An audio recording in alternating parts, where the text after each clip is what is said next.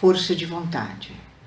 A força de vontade é o que nos faz vencer, de forma consciente, as dificuldades externas e internas que temos para realizar aquilo que entendemos devemos fazer, aquilo que entendemos que deve ser feito para que possamos ser melhor, viver melhor, sermos mais adequados ao mundo em que vivemos hoje. A força de vontade, ela requer uma tomada de decisão. Se nós não tomarmos a decisão daquilo que queremos, e se nós não tivermos o autocontrole contínuo sobre aquilo que queremos, não temos como transformar os nossos hábitos velhos em hábitos novos, ou não temos como fazer com que isso se automatize.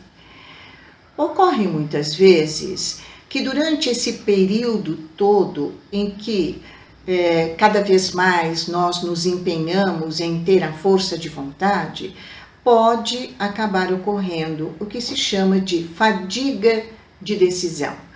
Por que fadiga de decisão? Nos cansamos de tanto querer mudar e muitas vezes não conseguimos.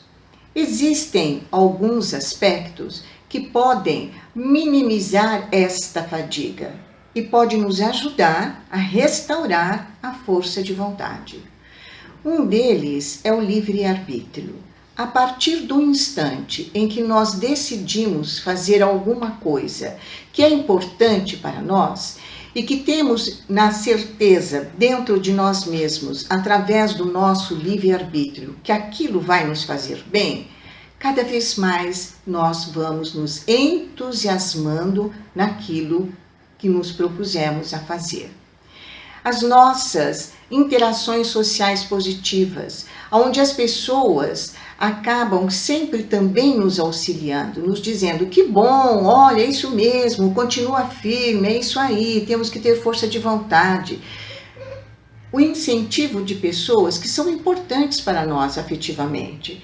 Então, é o nosso filho que precisa do nosso incentivo, somos nós que precisamos do incentivo do nosso companheiro, de uma amiga ou até mesmo de um filho. Porque sabemos que quando as pessoas nos amam, elas nos incentivam para que tudo aquilo que seja de bom para nós se realizem ou se realize. Temos que ter sempre o bom senso e equilíbrio daquilo que estamos nos propondo a fazer. E nunca nos esquecermos da meditação, porque a meditação ela vai nos dar o espaço para que possamos fortalecer a força de vontade em atingir os nossos objetivos. Devemos lembrar que a força de vontade é como um músculo, ela pode ser comparada a um músculo. Ela necessita de exercício, ela necessita estar sempre atuante para se fortalecer. Todos nós possuímos a força de vontade? De uma forma geral, sim, mas existem algumas exceções. Os quadros de transtornos psiquiátricos que alteram sobremaneira a consciência ou a energia psíquica da pessoa, ele impede que ela tenha essa força de vontade. Os indivíduos com quociente de inteligência abaixo do normal também não conseguem ter essa força de vontade. Pessoas que possuem doenças com alterações sérias na quantidade de energia física também não conseguem. Casos de influenciações espirituais acentuadas. As pessoas querem, mas muitas vezes elas são vampirizadas, suas energias são vampirizadas e elas não conseguem atingir os seus objetivos.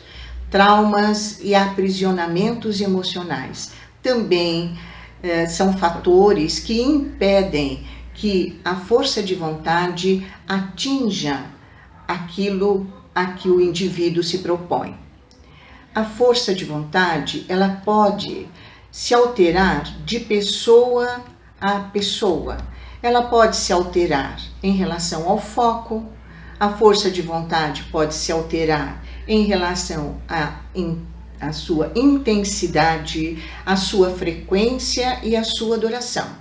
Existem pessoas que têm uma força de vontade enorme, né?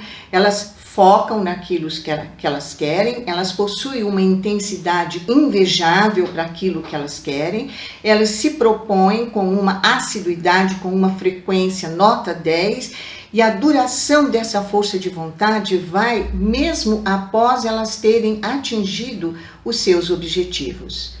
Porque podemos dizer que a força de vontade ela está atrelada à motivação que temos para fazer a nossa mudança. E sempre que temos que fazer uma mudança ou que temos que alterar algumas coisas em nossas vidas, nós também não podemos nos esquecer que temos que ter disciplina. E a disciplina, ela é muito importante na força da vontade. A motivação que temos que ter, ela deve ser consciente e voluntária. Nós temos que querer. Nós temos que ter a consciência, por isso que já falamos sobre o livre-arbítrio. Ela tem que ser voluntária, ela é nossa. Não adianta alguém querer por mim. Quem vai ter a força de vontade para atingir aquilo que necessita, sou eu. Então, eu tenho que ter essa motivação de forma consciente e voluntária. Quando nós nos conscientizamos da importância de que algo em nossas vidas deve ser mudado e das consequências que sofreremos se nós não fizermos as alterações necessárias, é claro que nos motivamos muito mais para a realização daquilo que pretendemos fazer. Quando uma pessoa está consciente da importância da alteração que ela precisa ter, ela pode se motivar, mas não se mobilizar. A mesma está aprisionada aos automatismos fortes e imperativos, ou tem ganhos secundários inconscientes, e às vezes até consciente na manutenção da situação que diz querer alterar. E que muitas vezes não consegue alterar, colocando uma série de desculpas para se auto-boicotar daquilo que gostaria de fazer.